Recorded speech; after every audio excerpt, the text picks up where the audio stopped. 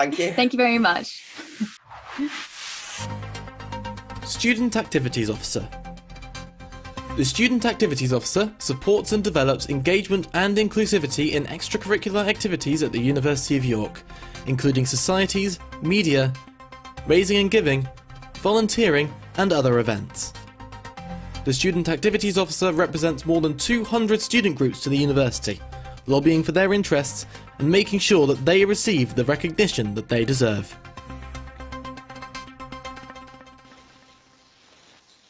Hello, so I'm Maeve Schaffer. I'm here with Sophie Kelly for activities. So let's just get straight into it. So you've said that you want to get rid of York's reputation as a boring uni. So can you just clarify what you mean by this? Do you look at the societies and activities available as boring? I think, of course, there's a vast array of societies and things to get involved with. And in the past, we did have a decent nightlife scene, but that has really gone downhill. And I think York doesn't have the best reputation in terms of things going on. And in terms of attracting new students, that's really not great. And in terms of current students as well, we deserve the best possible student experience. I think York's never going to be like Manchester or Newcastle or Leeds. We're a small city, but we can still have interesting and exciting events and make the most of what we do have available. That's brilliant, thank you. So in your manifesto, you say that during your time as the Accountability and Scrutiny Chair for USU, you proved your ability to stand up for students and host big events. So for those of us who aren't familiar with that and what you did in that role, can you just elaborate a little bit? So I was the first ever Accountability and Scrutiny Chair, and that role only began in November. So one of the things that I've had to do about that is interview sabbatical officers and part-time officers, and kind of hold them to account and look at their manifestos and say, look, what kind of progress have you made here? And if they haven't made the progress, ask them, what are they doing about it? And there should be on the UC website some accountability reports that I kind of collated and that all the sabbatical officers and the PTOs. Okay, great, yeah. So the first stage in your 3-step plan is to reinvent York nightlife by developing new, larger venues in the city. So obviously developing new, larger venues sounds like quite a big task. So how do you plan on finding the finances and, doing these to develop these venues? Because this is quite a recurrent manifesto promise. So what makes your plan different? What makes my plan different is that I'm not saying that I'm going to just build a new venue from scratch, because I think that's just completely unrealistic and it's not feasible. It's not going to happen. What I'd want to do is reopen venues that have actually closed. I think it was just yesterday I did actually see something about CUDA. I think there's some hope for CUDA left.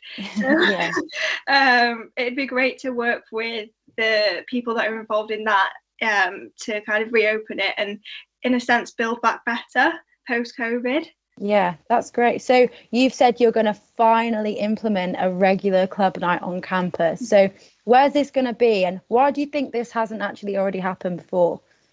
So I think there's a lot of logistical challenges why it's not happened before. The only feasible place really is the lounge hall, the RKC, and that's not owned by USU.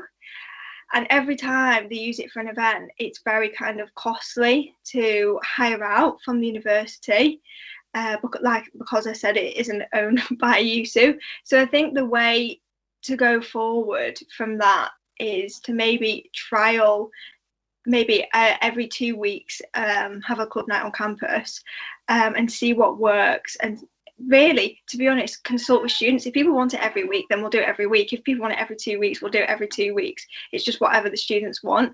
But I do think it will be a big revenue generator if USU can get the balance right there. But it I'm aware that it's not going to be the easiest thing to do, but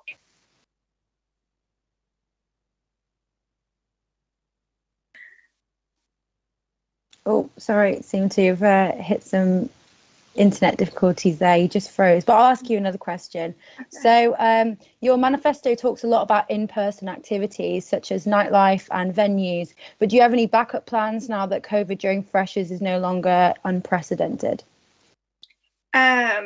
Yeah, so I think the backup plan is to build on the knowledge that we've built up this year, essentially. Societies have done amazing at dealing with the COVID situation, but it has been a struggle at the same time. So I think the backup plan is to make sure that societies are provided with additional support, where they didn't previously get. And in terms of freshers, if COVID was still an issue, it'd be the case of opening more outdoor venues on campus. I think, like we had like the extra marquees in like the car parks, but then because they had sides on, they weren't technically classed as an outdoor venue. So yeah. Okay, yeah. I mean, I noticed you also called for the forest to continue its stay permanently. There are a few logistical issues with that, though, with issues of noise complaints and so on. So how would you try and tackle that and ensure that happens? Oh, looks like we've got a fire alarm going off. Right, it's stopped now. That's okay, carry on. Sorry, what did you ask me again? So in your manifesto, you talked about the forest continuing being open, and but there are obviously logistical issues with that too, with issues of noise complaints and so on. What's your plans for the forest? I think one of the main things is about making it environmentally sustainable. I think it's been a big issue, the fact that they've left the lights on. I don't know why that's really had to happen. So that would be the main thing for me about the logistical challenge. And then in terms of maybe having it over summer, I don't know if it'd be particularly popular post-COVID in the winter.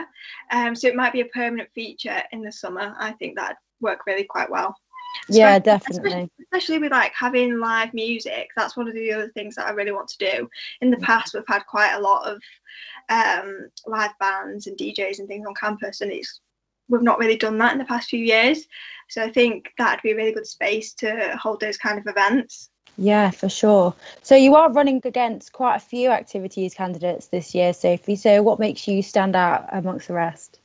So I'd say what makes me stand out is that I'm a candidate that works for everyone. What my difference is that I have a balance. It's not, I want to change the nightlife scene, but I also want to focus on activities and societies and making events inclusive as well. So yeah, I think that's the main thing, is the balance across all of the three areas, or my three main pledges.